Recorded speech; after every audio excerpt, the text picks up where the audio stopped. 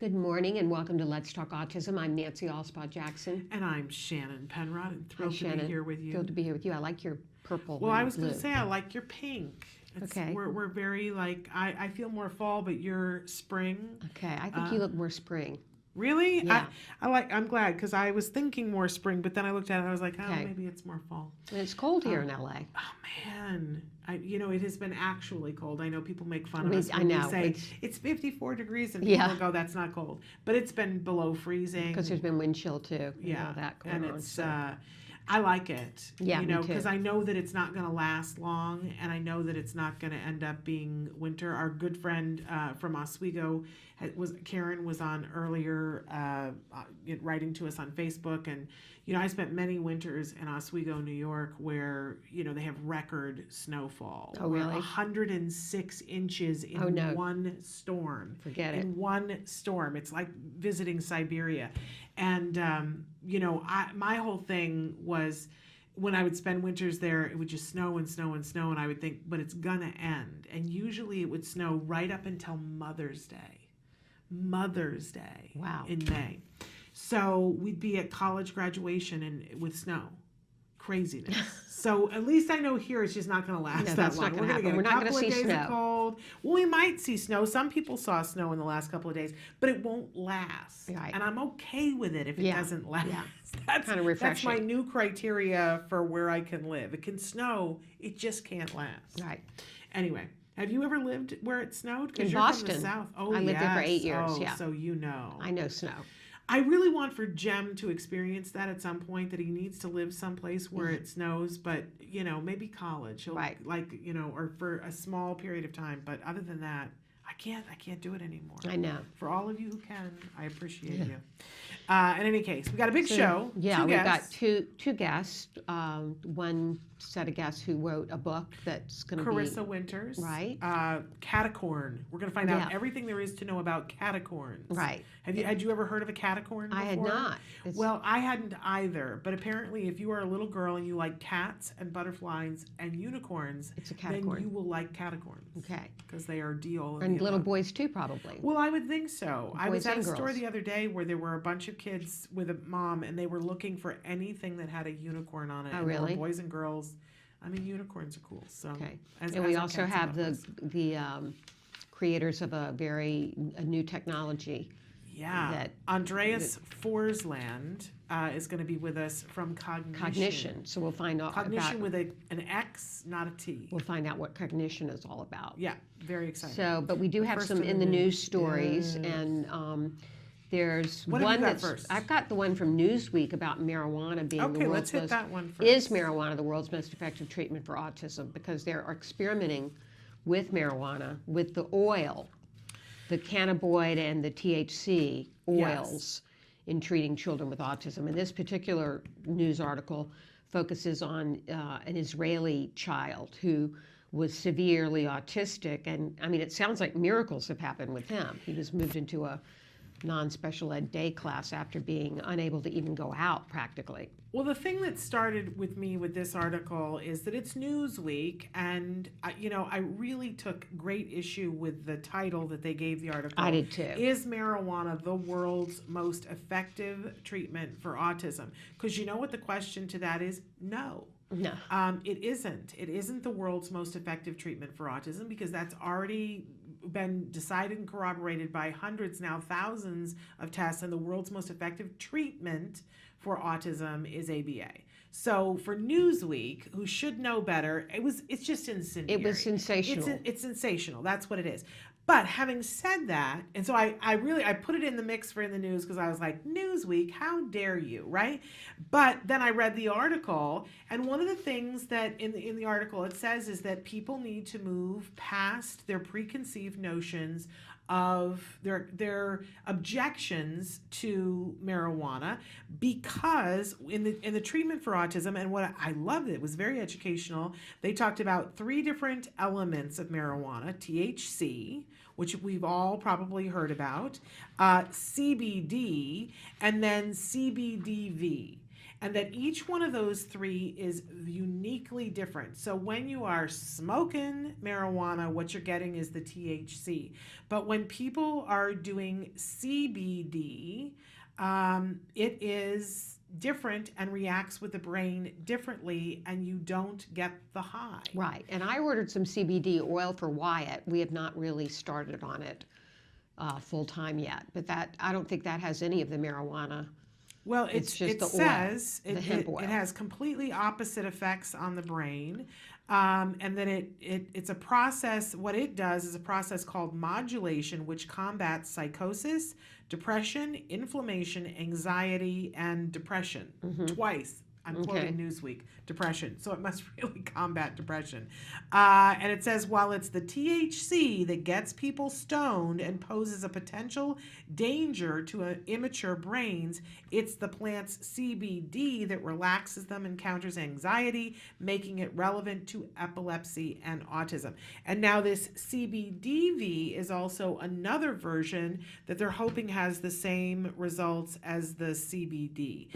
And preliminary studies of the CBD, especially in individuals who are more affected by some of the more severe things that go hand in hand with autism, they're seeing that it does lower the anxiety.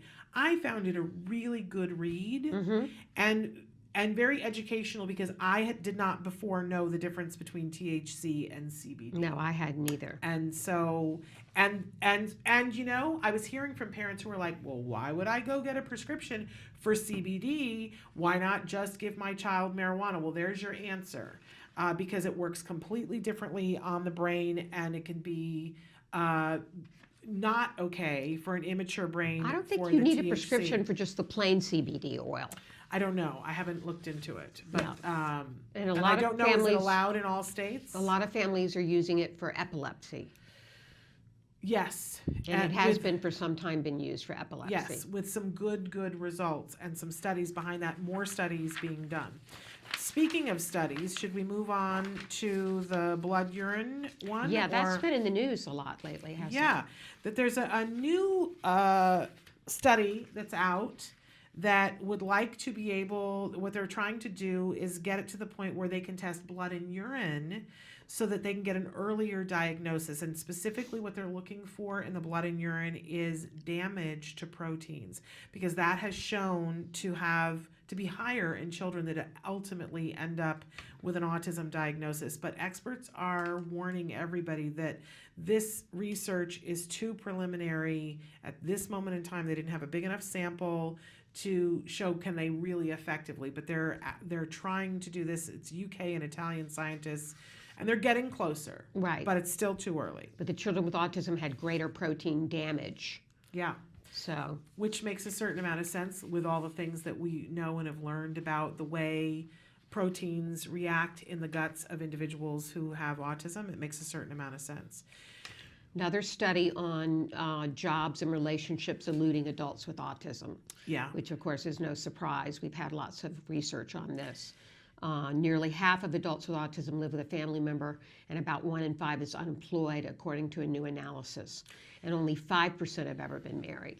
The thing that's, all of this, it goes, well, we all look at it and go, well, we knew this, right? Mm-hmm. The thing that's so interesting to me about this is that the data that they looked at for this came from the mid-1980s. Yes, it's old. And I'm like, really? You couldn't have found people newer for a study? But I don't disagree with the study results, and I don't think that it's vastly better now. So on the one hand, this is, I think it's important that we get these studies so that we have a place on which to stand. So that when we go to companies and say, there are fewer people with autism, studies have shown, people listen to that. But really, we're looking at 1985? And in Utah, which is where they did this study, And- with and 305 people. Yeah, it's like, anyway. But I don't disagree with it, but can we please get an earlier study? And then lastly, I know we always try to end on a good note, but we don't have a good note to end on, because you and I talked a couple of weeks ago on the show. We said once again that, in case anybody is new and hearing about giving your child bleach, let us be abundantly clear that it is horrible, that it is potentially life-threatening, don't do it. And of course, it's been all over the news about the fact that there is a mom that gave her child bleach, and now newly we've discovered that she is probably going to go to jail. Yeah, the child's in protective custody. It's just the thing that's disturbing to me about this, and we don't know what all the things are, but the dad is the one who reported her, and now the child is in protective custody. Right.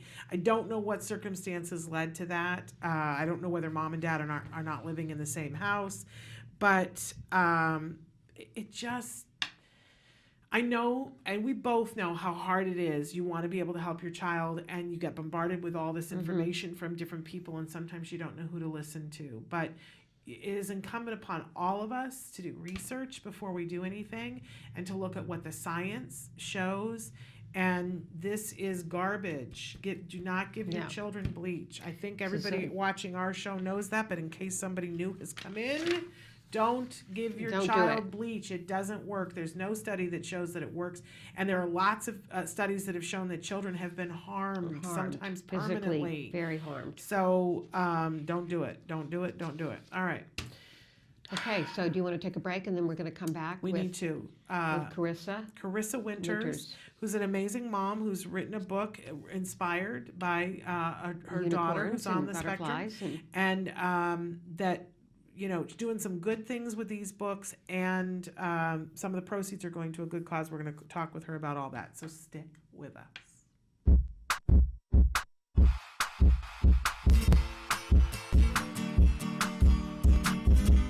Hi everyone, welcome back. For the month of February, I thought it'd be a great idea to work on an activity that would help your kiddos identify and label emotions.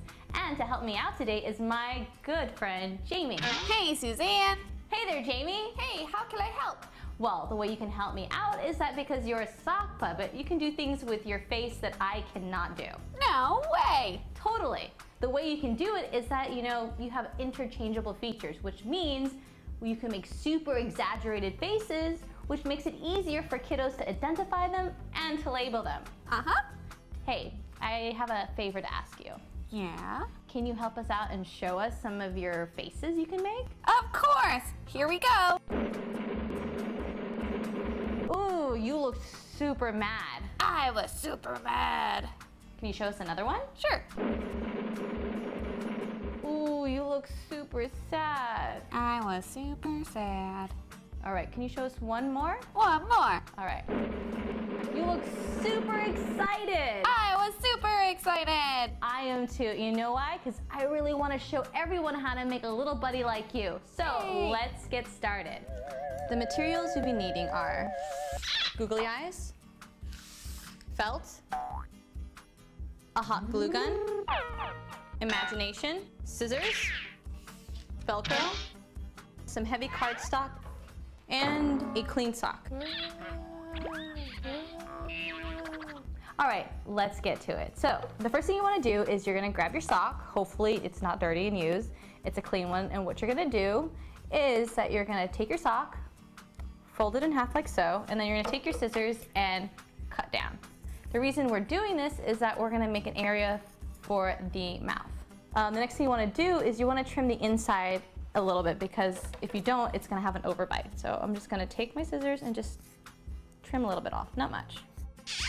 Now that this guy is ready, I'm going to take a hard cardstock or note card or whatever you have that's a piece of paper. I'm going to fold it in half. And what I'm going to do with this is going to be the inside of its mouth, the kind of reinforcement so you are able to move its mouth around. So I'm going to just cut it into an oval. And don't worry, if it's a little too big, you can always trim it. With this sock puppet project, the materials we'll be using, like the hot glue, is not something for children. So this is something you're going to be doing by yourself and then asking your child to join in once the puppet is ready to go. All right, now that I got that out of the way, let's start gluing. I'm going to take my hot glue gun and I'm going to glue it on the paper. Okay, once I have that, I'm going to put that in the inside of its mouth, and then I'm going to take the sock and then pull it over the edge and cover the glue. All right, so now that I have the bottom part done, I'm going to do the same thing to the top.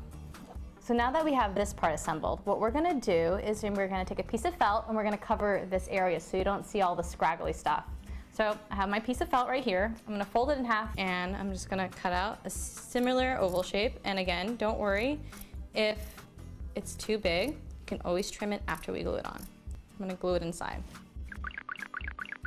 All right, now we got pretty much the base of the sock puppet. He's got a moving mouth, but wait, he's got no features. We gotta help him out with that. So what I'm gonna do is I have these pieces of Velcro that I bought that are already sticky on the back, which makes my life a lot easier.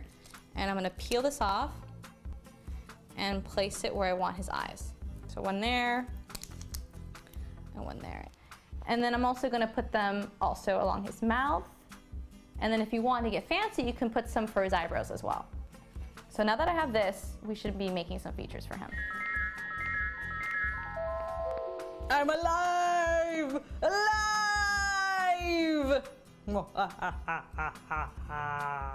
I had a great time with my buddy Jamie, and I hope you did too. Until next time, bye. Bye. And don't forget to send us your photos at facebook.com/autism-live. Can you see me? Can you see me flying by your side? And we are back. And as promised, we have our guests with us, joining us via Skype. We have Carissa Winters and Presley, her daughter. Hi, Carissa and Presley. Hi. Hello, aren't you precious? We're very excited to have both of you with us because Carissa, you have written a book that was inspired by Presley. Talk to us about what this book is. Yes, so this book, I'll show you guys. It's called Your Guide to All Things Caticorn. And it was inspired by her special interests, which were cats, unicorns, and butterflies. So I kind of morphed it all together into one character for her. And it became, voila, the Caticorn was born. So the Caticorn is the protector of all mythical creatures and rainbows. And there's some hidden messages in this book. The spectrum is sometimes kind of like a rainbow. So it's kind of, you know, protecting autistic children in the sense of that we're trying to raise awareness and raise money for things to do with autism in children. And I also use a part in the book for a learning tool to help Presley learn emotions. If you can see on the back of the book, and there's a page in there, their horns change color depending on the different emotions and, you know, the feelings that they're feeling. So I would cut out little horns and put them on my head and say, Presley, so what does this mean and how's it feeling? And slowly I would take away the horns and she would just learn by my facial expressions. Oh, okay. So it's a Isn't that guide to clever? learning expressions and identifying Yes. emotions and feelings. Yes, and it was actually Presley's idea. She said, you know, this is really helping me. Maybe we can do something to help other kids. And so this book is really for any kid. Doesn't matter if they're autistic, not autistic, any kid that likes cats, unicorns, butterflies, magical universes, mythical creatures. But it is kind of neat how the original reasoning behind helping her and helping her learn emotions and things are in the book still. So it's kind of like hidden cool messages, but any kid can use it for pretend play, you know, like kind of like a mood ring. So it makes it fun for pretend play as well. I love it. And I love getting to see you there, Presley. That's a beautiful bow that you have in your hair. How old are you, Presley? I'm how old? 6.5. I hear, though, that you have something remarkable that's going to happen later on this week. Do you have a special day coming up later on this week? Yes, my birthday. Your Your birthday. Happy early birthday wishes to you. And so you're going to be 7 years old. 7 is my favorite year for kids. It's because you know what? Who else was 7 years old? Alice from Alice in Wonderland. Oh, really? Yes, that's the age where curiosity and imagination, you know, help to flourish at age 7, Right. which goes perfect hand in hand with the All Things Caticorn. Now, you mentioned that part of the sale of the book goes to help a really special organization. Talk to us about why you chose, what organization and why you chose them. So it goes to Good Dog Autism Companions, and the reason we chose them is their philosophy really aligns with kind of what we're doing and what we believe in, and we wanted to do good and give back. And we've seen people with these service dogs, autistic children, and it really is. It's an amazing connection. And me and Presley, just felt that that's what we wanted to do, and it just means so much to be able to get something that was helping Presley that came out of her mind, and it's kind of like a vessel or a tool that's helping us give back and raise awareness. And we're doing a lot of other things in the cities that we go, and we're doing book signings at Barnes and Nobles and other book boutiques. We're doing these pop-up catacorn tea parties, and we're donating the money to different organizations to bridge the gap for children who can't afford services, because another thing we're really advocating for is that no child should be able to get services because their families cannot afford them, because we know early therapy and intervention is so very important. Amen to that. Now, where can people get the book? They can buy it on Amazon or on barnesandnoble.com. When are you going to be going on the book tour? Oh, sorry, I didn't hear you. When are you going to be going on your book tour? So it's just scheduled all different times in cities. People can go look on catacornbooks.com. We also have a Catacorn Books Facebook page as well that will kind of tell all the different things. I'm doing in Midland, Texas, where I'm located. I'm doing a pop-up Catacorn Tea Party event on May 5th that's raising money for a place called Mark Spectrum of Solutions, and it's for their scholarship program to help, as I said, bridge the gap for the children that can't afford services. And I will continue that. And I'll make sure to email you guys a list as well so that you guys can kind of keep up where we're going and what we're doing. And what exactly is a Catacorn Tea Party? So what it is, it's going to be a magical party with face painting, balloons, rainbows, lots of candy, and Catacorn's favorite food, macarons. And we're going to have, I'll give everyone that comes a signed book, and it's going to just be kind of the most magical, over-the-top, rainbow, special event. And we're going to have a photo booth to take pictures of the kids with their face painting and props with wings and horns and, little teacups. Oh, there you go. Sorry. Oh, and there's a picture of you. Is that a Catacorn outfit? Yes, it is. From Halloween. Look at how cute you guys are in your matching outfits. You noticed something on the paper? What was on the paper? I did notice, but what was it? The book. It was the book. So I have a question for you, Presley. What is the main Catacorn's name? What is her name?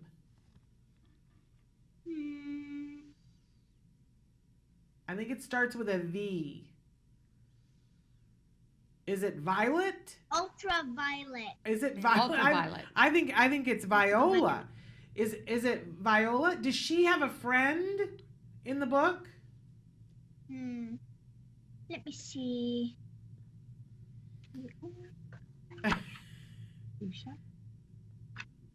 Her name is Fuchsia. Fuchsia. I love that. Me and my brother. Oh, she wanted to show you the page. That's her and her brother. Oh, okay. Very fun. Very fun. And then, I think she likes it better when she's on camera, as she should. Okay. yes. And then her friend is Swan. Oh, she's beautiful. And she's Happy. happy Our big right thing now. is that we have to wear matching outfits on every interview and everything, so people can know that we're a team advocating for autism awareness. That's love great. Giving that. I love that. What a great mother-daughter relationship. So again, can you show us the book again? Your Guide to All Things Catacorn. Can you show the book to us there? There it is. Your Guide to All Things Catacorn. And once again, where can you get it? Barnes and Noble and Amazon. Barnes and Noble and Wonderful. Amazon. And this is going to be a series of books, is that correct? Yes, correct. Have you started working on the next one? Yes, we already have started working on the next one, and it's definitely, there's new horn characters being introduced, and we on our website will make sure to email you guys out as well. We'll be having a reveal, and we're also going to be doing a contest for people to name the Catacorns in our next book. Oh, great. Well, I hope the next step is too, because I see I love toys, that we need to have stuffed Catacorns plushies. We are. That's what we're in the process. We're going to have So right now we're in the process with different companies to do, we're getting the stuffed animals made, t-shirts, jewelry, a little bit of everything. And we also will be donating a portion of the profits. That's our whole thing. We don't do anything without giving back, because that's the purpose of this book, is to not only raise awareness, but to give back and help, research with autism, treatment, bridge the gap. Everything we do gives back to something related to autism. That's fantastic. For sure, let us know when you've got the plushies, because I've got a passel of nieces, grandnieces that would like them. And do you guys have a Facebook page for people to follow along? Yes. Catacorn Book. All right, Catacorn Books. I love it that Presley is on it. She knows where everything is, and she knows where it's going to be. You're a good little press agent, Presley. This is her universe, so she knows it better than anybody else. I love it. My turn to be on camera. Oh, your turn to be on camera? There you go. I love your dress and love your smile. fabulous, and the smile is fabulous. Thank you guys for sharing Catacorns Thank you, with us. Carissa and Presley. And we're going to stay in touch with you as things develop. Yes, and thank you so much. And we just want to take a second to say thank you for everything you guys do. I mean, when I first learned about your show and read about you guys, it just blew me away. My heart is like so full and thankful for everything that you guys are and everything that you do. Really, sincerely, thank you. Well, thank you, Carissa. Thank you. Bye-bye, and happy birthday. Happy birthday. Thank you. Okay, bye-bye. Bye. Bye. What a lovely mother-daughter Yes. team. And I love the idea of the cat. A catacorn. And the horn having the different emotion. That's really, And the really different cute. colors attached to it to learn about. It's a great learning tool. Absolutely. And I can see them, little girls wanting to take that to bed with them. Very, very clever idea. I tell you, autism moms, we could rule the world. I know it. We just have to have enough sleep. That's all. Just a small, minor thing. All right, we're going to take a break, and then we're going to be back with Andreas Forsland, and he's going to be talking with us about cognition. This is new technology, trying to bridge the gap to help people who are non-vocal be able to have their communication reach those of us who depend upon that. So let's see what he has to say right after these messages.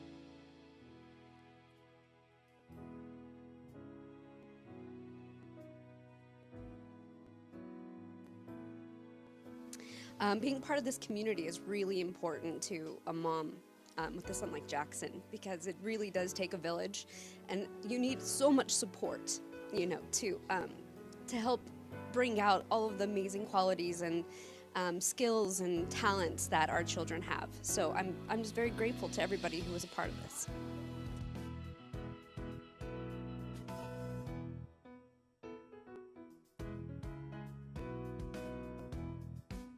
I think it helps with all sorts of that self-esteem, social skills.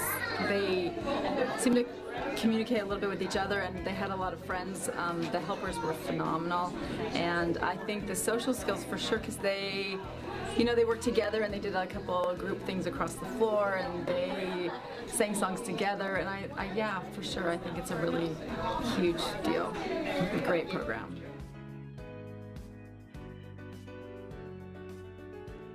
What programs like this show is the person is in front of what we call today a disorder. I think what we're finding is that these sorts of brain challenges that make people unique can actually be gifts in ways we haven't discovered in the rest of society to bring them out. So when you see a program like this and you see the kids dancing, having fun, and making up jokes, making up the story. I was here when they did that. That was so amazing to watch, because they were all focused, they were all present, they were all laughing, they were all getting into the creation of this story. And that to me sort of broke the barrier to say, no, first we're dealing with people, and then we're dealing with the challenges.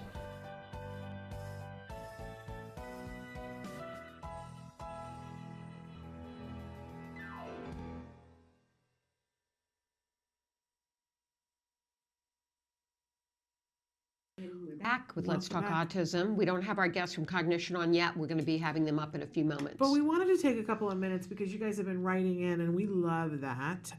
So I just want to address some of the things that we haven't had a chance to say. So Rama had said that they went to see a live theater show that was sensory friendly, and it was awesome in Kirkland, Washington. Have you been to some of the sensory friendly things that are out there? I have whether not. It's a movie or a play. I've not been to a sensory. I know that they have special sensory friendly screenings. The Autism Society used to sponsor those, correct? Yeah. And usually at different theater company or movie theater companies have them more like AMC has usually once a month. Right. And plays on Broadway will do a sensory performance. I know The Lion King did one that was Yeah. very successful. And it's wonderful because they take the time, they meet with people about what do we need to do. We went to see the road tour of The Curious Incident of the Dog in the Night. Right. It was not a sensory-friendly performance, but we went with a group of people that were on the autism spectrum and had a talk back with them afterwards. And there had been a sensory-friendly version of it on Broadway that they would do. I think they did it twice a year. It's such an amazing show, but so much of it is about sensory overload. Right. There's a lot of lights flashing and things like that.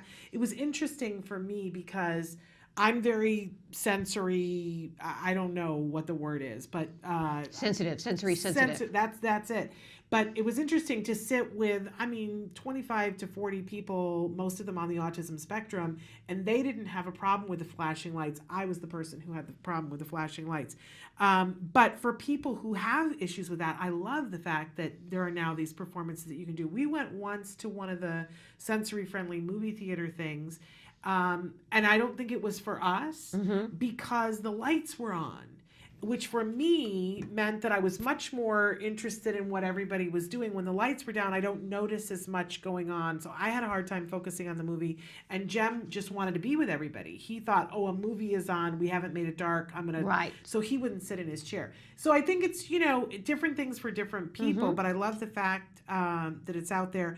We're about to have on the show in the coming weeks, they're doing a project in New York at the Lincoln Center just about autism in theater. They've invited people from all over the world to come and be a part of a 3-day in-service. But they're also going to have performances that are sensory friendly. Oh, that's wonderful. Some of them are so amazing that it just... I drool. I would love to have an opportunity to see all of that. Okay, we had a question that came in from Joe. He said, my son can regurgitate, not acid reflux. We've been to the doctor for this. He seems to do it when he's bored. Normally he just pulls it up, swishes it around, and we tell him to swallow it, and he swallows. Sometimes he does this too much, and it comes out. He is finding out when he is at school and he does this, he gets taken out of class and gets to go home. Oh, so that's they're Right. rewarding that behavior. Right. And he says school considers this a throw-up episode. So he is using this as a way to get out of things he doesn't want to do, a Right. non-preferred activity, and how do I get him to stop doing this? And, before Dr. Grant-Pichet left, there were a series of questions that she answered right at the end that were about behaviors. And she talked about what I call the 4 usual suspects. That the 4 usual suspects of why any of us do anything. And these are the suspects of when it's not a behavior that's useful. One of them is to get attention, right? One of them is to get out of doing stuff, Right. which we call escape. One of them is because it feels good. That's the sensory Right. one. And the last one is that it gets you access to someone or something. So I think, Joe, you've already mainly identified that you think when it's happening at school that it's to escape. Yeah. But you know what? It's always worthwhile to do that thing that Dr. Grant-Pichet was talking about, the FBA, the Functional Behavior Assessment. Because it can start out as escape, like he wanted to get out of the activity, but since then they said to him, well, now you have to go home. Now he might be getting time to spend with mom, where they get to sit on the couch and watch his favorite show together. So now he wants to escape the other thing, and he wants access to her and the TV show. So it's worthwhile to still, the same thing that we were saying to some of the other folks, to, in writing, write to the school and say we would like an FBA, which stands for And functional. all schools should be able to do this, Shannon? They all should be able to do it. And if they can't, it's grounds for having your child moved, if they can't. Everybody in the United States should have a board certified behavior analyst that they can refer to, or someone on the psych staff who can do an FBA. Sometimes there are teachers now who are trained to do an FBA. Now, that's the best case scenario, is that you just put it off on them. Do an FBA on it, come back to us. And then you can come back to us when you have the results of the FBA. Now, if you are outside the country, or you're at a school that says, we don't even know what an FBA is, it could happen. If you go on Skills, and you go Skills, www.skillsforautism.com, or you can call the phone number, which is 877-975-4559. You tell them Shannon sent you, you get a discount. But there is a section of Skills, and you can do a 14-day free trial. But if you want just that section, it is called the BIP Builder. BIP stands for Behavior Intervention Plan. And that's what the school eventually will do, is a BIP, Behavior Intervention Plan. But the first part, as if you weren't in alphabet land enough, the first part of the BIP Builder is something called the CIFA, C-I-F-A, the Card Indirect Functional Assessment, which is close to an FBA. If you don't have an expert, then you can do the CIFA. And what it does is it asks you a bunch of questions about the behavior. Mm-hmm. And then at the end, and they're basically yes, no, I don't know, right? Or doesn't apply. So they say, and you're thinking of the behavior. The behavior is he regurgitates at school. And they say, does he do this behavior when other people are around? And yes, no, or I don't know, or doesn't apply. And when you're done filling it out, it shows you on this chart of the 4 usual suspects, it's 37% escape, it's 47% access to somebody, it's 27% attention, and it's 0% sensory, whatever mm-hmm. it is. Mm-hmm. And then it makes recommendations to you about how you should fill out the behavior intervention plan. It'll say, it seems like the thing that it most is escape, and escape, the way we deal with that is we don't allow them to escape. If your school really is not participating in the FBA, you do the CIFA and you find out it's escape, you make the behavior intervention plan and you come into the school and you say to them, this has been shown to be very effective, and you say to them, you're making it worse by letting him go. Right. Let's create a different plan where maybe, we do something different, but he doesn't leave. So in any case, that's how you handle that. It seems like the school would recognize this, though, that this is a way of the child escaping. No, unfortunately, it isn't what they're thinking about. We have to be honest with ourselves that at school, I'm a former teacher, at school what you're thinking of is educating. And things happen that get in the way of the education, and you just deal with things in the moment, and sometimes you can't see the big picture. So they're not thinking of that. They're not really well trained in ABA. They're not really well trained in psychology. Mm-hmm. I watched a little boy in Jem's class who eloped on a daily basis, you guys. On a daily basis. I would come in to volunteer to do something at another place in the school, and I would see this little guy in the vice principal's office, and they would be sitting there doing this with pencils, bouncing them on the eraser.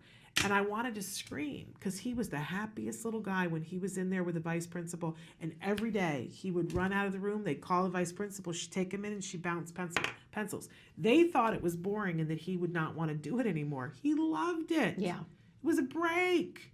And they did that for months. And I would say, doesn't anybody realize that they're making sure it happens? Right.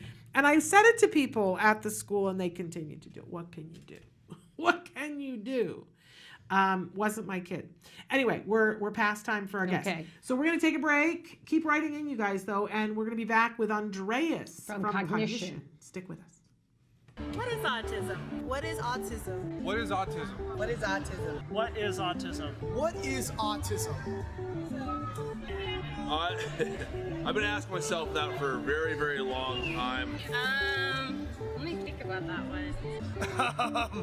Trying to, Jeez. Let me think. Oh man, that's a rough one. Yes.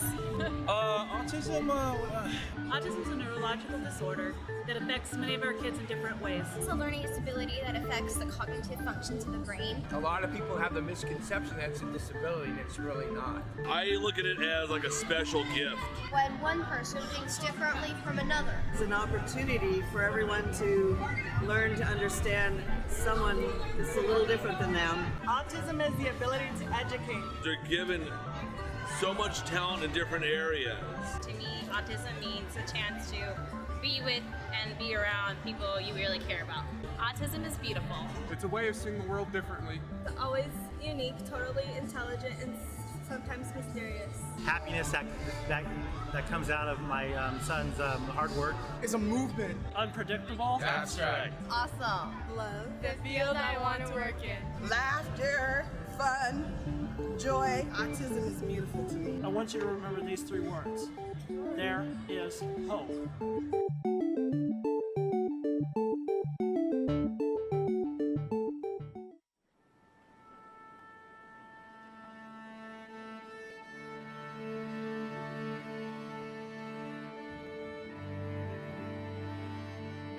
If you can imagine not being able to talk, she can't communicate like you or I. You can imagine not having a voice.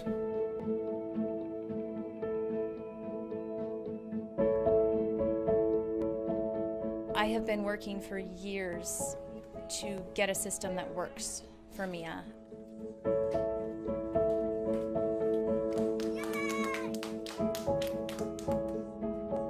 But when she grabbed Pros, I want Play-Doh. I want Play-Doh. Play-Doh. Panda. I want Play-Doh. Panda. I love Panda. I want Play-Doh. I like your sentence. The reason why we're doing what we're doing is because we want to democratize voice for millions of people.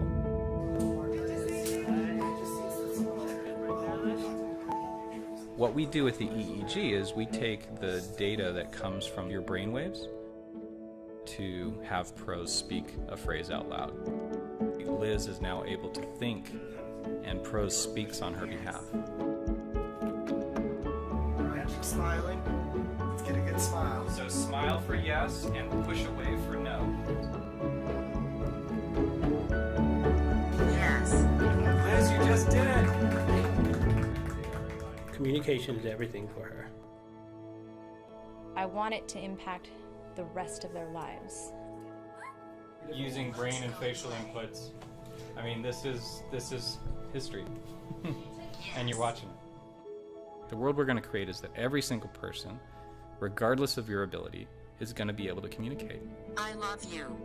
It's just going to happen.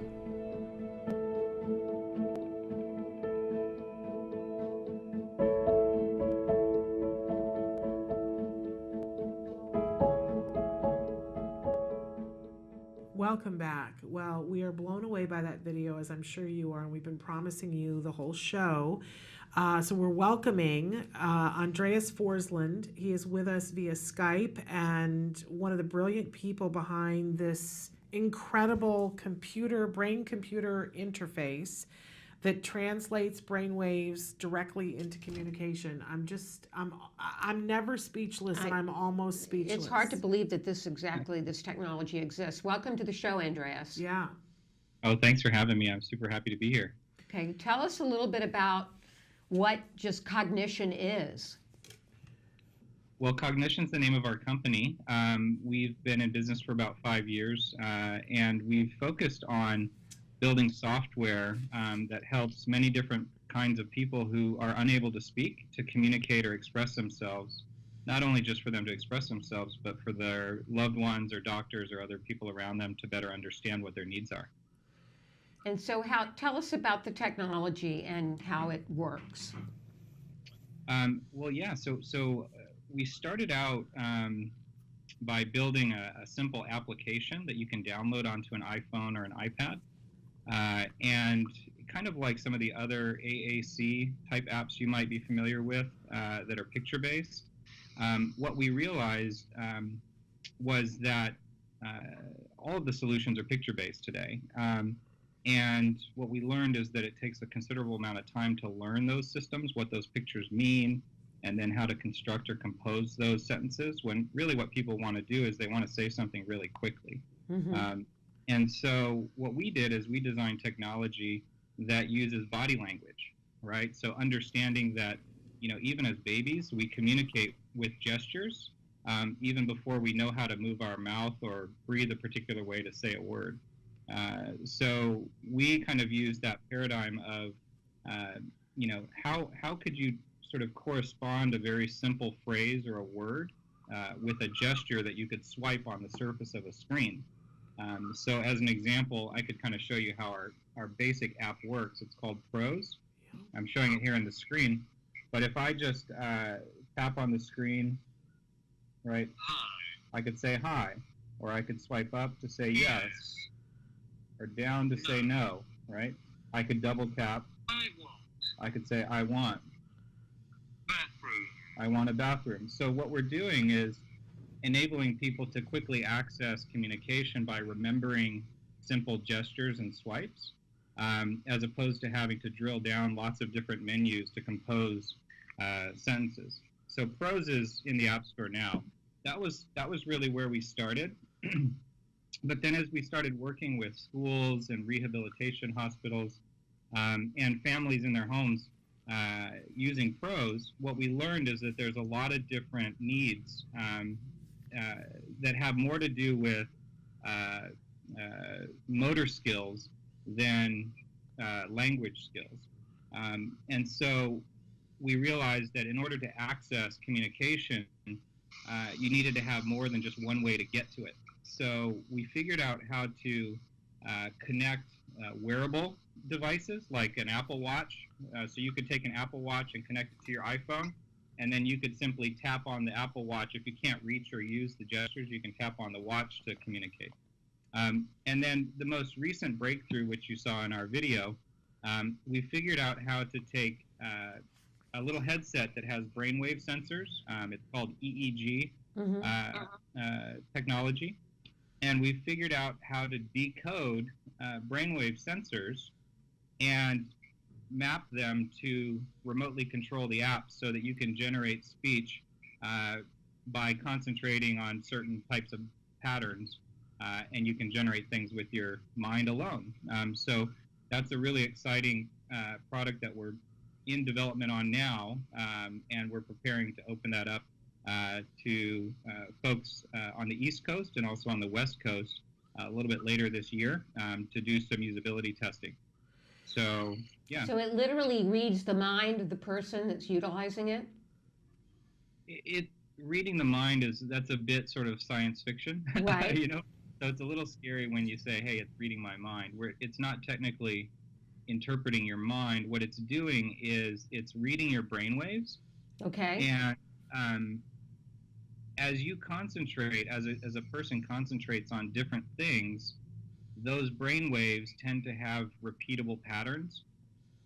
And so what we're doing is, as they're thinking about certain subjects, we can correspond those brainwave patterns, we can record them and save them into their preferences in the app so that their brainwaves are accessible so that when they're thinking about a particular topic, it will trigger that in speech. This is absolutely fascinating. Of course, we have a lot of people watching the show that are on the spectrum. We have parents and teachers all having to deal with autism, but we also have a fairly large group of people now watching this show who have cerebral palsy. And a lot of them are using AUG devices to communicate, and they have a great interest in making sure that individuals who are on the autism spectrum and are non-vocal have the ability to communicate. and they're wonderful, wonderful advocates for this. And I know one young gentleman in particular. I hope you're watching, Mike Hipple, because I'm sure he will be so excited about this. How does anyone get access to both of these types of technology? Yeah, well, you would, if you're interested in the brain-computer interface work, you can just visit our website, cognition.com. It should be up on the screen there, cognixion.com. Or if you'd like to just simply have access to Prose, if you just want to try out Prose on a mobile device just through the gesture stuff, you can visit speakprose.com. And you can contact us there, and you can either download it in iTunes or you can request more information, and we're happy to answer any of your questions. And so, correct me if I'm wrong, but on Prose, so you get to decide what the gestures are, or does it give you some things and say, here's what we have found to be very effective? Like you were doing the double tap for I want. Is that going to be the case for everyone, or they can customize it for themselves? Yeah, so anybody can customize these infinitely however they want. So right now we've got 31 unique gestures that you can correspond words, phrases, or letters or emoji to each one. So you can make it however you want. What we've learned, though, is that a number of, just over the time since we launched Prose, we've learned and heard from many users about what are the most popular and favorite combinations of gestures and phrases. Mm-hmm. So when you download Prose for the first time, you'll get to see some of those as the presets, but you can change those if you want to personalize them. Amazing. And so what does Prose cost for if somebody goes to get the app? How much is that going to cost? Yeah, Prose is $99, and you basically get all updates for free forever, so you don't have to worry about any surprises later with Prose. And it comes with unlimited support, etc. So, yeah. Which is significantly less than some of the competitors that do it other ways. So that needs to be said. That's an amazing sort of price point. And then the other with the EEG, that's not something that's widely available yet, correct? Yeah, it's not widely available today. What we're doing is we're going to be the first company to commercialize or make available publicly this kind of technology that has historically been sort of kept in the labs, right? And so, we don't have a price point for that yet, but if you're interested in participating in some of our thought-to-speech usability testing, if you're in the Toronto area or New York area or the Southern or Central California area, Santa Barbara, LA, San Francisco, we'd love for you to visit us and contact us on the cognition.com site and sign up to our beta waitlist, and then we'll reach back out to you when we're ready to let you try it out. Wonderful. Okay. And Mike wrote in and said, wow, this is amazing. I knew you'd think this was good. amazing, He's Mike. watching. Yeah. So wonderful. Well, thank you for being with us. Thank you. Just to see the grin on that face, Mm-hmm. I can't even imagine how rewarding this is for you, but thank you for doing it. It's a great, great service to so many different communities. Yeah, we're really thrilled, and we're grateful for folks like yourself as well that kind of help with just the everyday thing. A lot of the resources for autism go into the research, which is important, Mm-hmm. but I think, helping with things that help with the everyday, like Absolutely. what we're doing and all the other things you're showcasing, that's super valuable, especially with all the kids we see that are, they're in school and they're trying to, prepare themselves for life, and how can we ensure that they have the greatest level of independence and greatest chance of having a great life. And I think that's where we all, can agree that, we found that there's 370 million people worldwide. If you include autism and cerebral palsy, Down syndrome, strokes, aphasia, anyone who's nonverbal, there's 370 million people. So our mission as a company is to try and unlock as many voices as we can. So with your help, we're going to be able to do that. So once again, because we're way out of time, but what is your website one more time? Cognition.com. Okay. And that's with an X, not a T. with an X. If you're interested in the thought to speech, if you want the app, you can just go to speakpros.com. Wonderful. Okay, thank you, Andreas, for sharing this great technology And we'll with have to have you us. back on as you get closer to other things and as things happen. I love this. Thank you so much. Love to be back. Thank you, guys. Thank you. Bye-bye. Bye. Really incredible. Yes. I get goosebumps It's when amazing. I see things like that. Truly wonderful.